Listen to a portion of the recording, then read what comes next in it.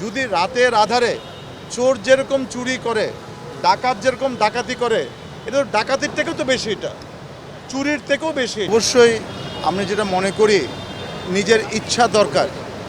যিনি ঢাকা শহরে বাস করেন উনি কিভাবে একটা ফ্রিজ একটা খালের মধ্যে ফেলতে পারে, এটা প্রথমে মানসিকতা চেঞ্জ করতে হবে। আমাদেরকে চেঞ্জ করতে হবে। একটা সোফা কিন্তু কোনোভাবে ফেলা যায় না, জাজিম ফেলা যায় না। আমাদের বোতলগুলো কিন্তু অহরহ কিন্তু আমাদের ড্রেন থেকে কিন্তু পাচ্ছি, এবং একটু বৃষ্টি হলেই আমাদের কিন্তু বিভিন্ন ধরনের কিন্তু ট্রল হচ্ছে যে রাস্তায় পানি জমে যাচ্ছে, কিন্তু পানিটা কী জন্য জমে যাচ্ছে এইটা আমরা কেউ চিন্তা করি না। আমাদের এসটিএস আছে, এসটিএসের মাধ্যমে সেকেন্ডারি ট্রান্সফরমেশন স্টেশন আমাদের মেইন। আমরা বর্জ্য যেখানে ফেলি এটা হচ্ছে আমিনবাজার ল্যান্ডফিল, কিন্তু আমাদের বিভিন্ন এলাকাতে সেকেন্ডারি ট্রান্সফরমেশন স্টেশন আছে, ওখানে কিন্তু ইজিলি ফেলতে পারে। এবং আমাদের যখন বিভিন্ন জায়গায় অনেকে কিন্তু বলে আমরা বাড়ি ভেঙে ফেলছি, আমাদের এগুলোকে সরিয়ে দিতে হবে, আমরা বাড়ি চেঞ্জ করছি, আমাদেরকে এটাকে সরিয়ে দিতে, আমরা কিন্তু চলে যাচ্ছি আমরা।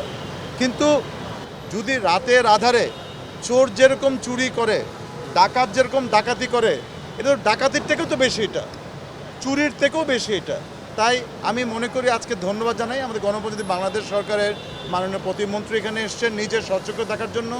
আমি অনুরোধ করেছিলাম, এই যে এসে এটাকে সাপোর্ট দিলেন, তথ্য মন্ত্রণালয় থেকে উনি এসছেন, এবং একটা বিরাট বড় মেসেজ কিন্তু আমরা ছড়িয়ে দিতে চাই যে আমাদের শহরকে পরিষ্কার করার জন্য আমাদের নাগরিককে এগিয়ে আসতে হবে। আমি ধন্যবাদ জানাই আমাদের বিপ্লব বড়ুয়া আছেন, বাংলাদেশ আওয়ামী লীগের দপ্তর সম্পাদক, মাননীয় প্রধানমন্ত্রীর অ্যাসাইনমেন্ট অফিসার। আমি দেখছি এখানে গাজী মেজবাহুল হক সাচ্চু স্বেচ্ছাসেবক লীগের সভাপতি এখানে আছেন, আমাদের ওয়ার্ড কাউন্সিলর আছেন, এবং আপনারাও আছেন। এটিকে আমরা এখানে ধরে রাখতে চাই, এবং আমি অনুরোধ করব সবাইকে এসে দেখার জন্য।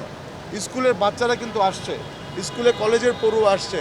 আমাদের কাজটা কি হবে? এই শহর আমাদের, এখানে আমরা থাকি, এখান থেকে উপার্জন করি, এখান থেকে পড়াশোনা করি। আমাদেরও কিন্তু দায়িত্ব আছে। দায়িত্বটা কি? নির্দিষ্ট ময়লাটা নির্দিষ্ট জায়গায় যেন ফেলি, না হলে অল্প বৃষ্টিতেই আমাদের কিন্তু ড্রেনগুলো আটকে যাচ্ছে, খালগুলো আটকে যাচ্ছে। এখানে কিন্তু দুই ধরনের চ্যালেঞ্জ আপনারা দেখেছেন, যেখানে কিন্তু গাপ্পি মাছ আছে। মাছ যদি পরিষ্কার পানি পায় তাহলে কিন্তু মাছ কিন্তু বাঁচবে, এবং সেই মাছ কিন্তু আমাদের লার্ভা খেয়ে ফেলবে।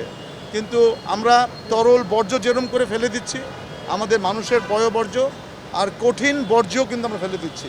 অর্থাৎ দূষণ কিন্তু দুইভাবে করছে, একটা হলো মানুষের বর্জ্য, আর হলো কঠিন বর্জ্য। দুইটি জন ফেলে দিচ্ছে, ইট ইজ ইম্পসিবল সিটি কর্পোরেশনের জন্য। আমি এখন বলেছি যারা যারা বর্জ্য ফেলবে, আমরা যদি দেখতে পারি চোর চুরি করলে যে আইনের ধারায়, ঠিক আমিও মনে করি এটা একটা বড় ডাকাতি। আমাদের ঢাকা শহরের টোটাল মানুষকে যদি এগিয়ে যদি না আসে, ইট ইজ অ্যাবসলিউটলি ইম্পসিবল। এটা আমরা শহরকে একটা ভালোবাসতে শিখতে হবে, যেটা আমি বারবার বলছি। এই নগর থেকে আমরা সবাই নিচ্ছি, আমাদের কিন্তু সময় এসছে দাওয়ার জন্য। দাওয়াটা কি? নির্দিষ্ট স্থানে ময়লা ফেলা। দাওয়াটা কি? আমরা নিজের শহরকে ভালোবাসবো। আমি তো বলছি আমরা যদি ধরতে পারি আমরা ফাইন করে দিব। পুলিশ যেরকম চোর ধরতে পারলে চোরকে জেল হাজতে দেয়, আমরা কিন্তু ফাইনের বন্দোবস্ত করছি। কিন্তু আমরা আমাদের এনফোর্সমেন্ট আমরা চালিয়ে যাব, এবং আমি যেটা বলতে চাই, আমরা ধরা যদি পড়ে তাই কিন্তু আইনের আওতায় আমরা নিয়ে যাব।